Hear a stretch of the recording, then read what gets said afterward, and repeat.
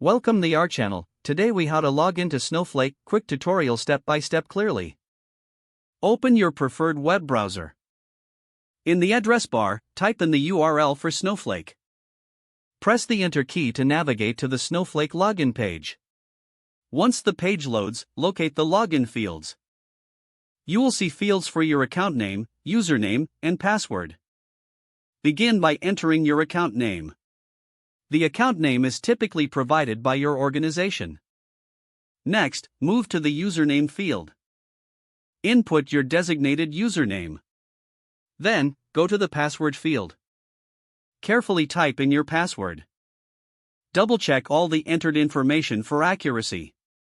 Once confirmed, look for the login button on the page. Click the login button to submit your credentials. If your information is correct, you will be directed to the Snowflake dashboard. In case of an error, review your account name, username, and password. After successfully logging in, explore the dashboard to familiarize yourself with the features. You are now ready to use Snowflake for your data tasks. If the page does not load, refresh the browser or try again in a private or incognito window. Make sure you are using the correct email address, then retype it carefully to avoid small typos. If your password is not accepted, use the reset option and create a new strong password you can remember. Check your spam folder for verification or security emails, then complete any requested confirmation steps.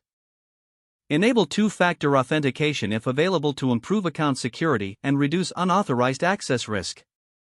After signing in, review your profile details so your contact information and settings are accurate and current. If you see an error message, note it down and try again after restarting your device and internet connection.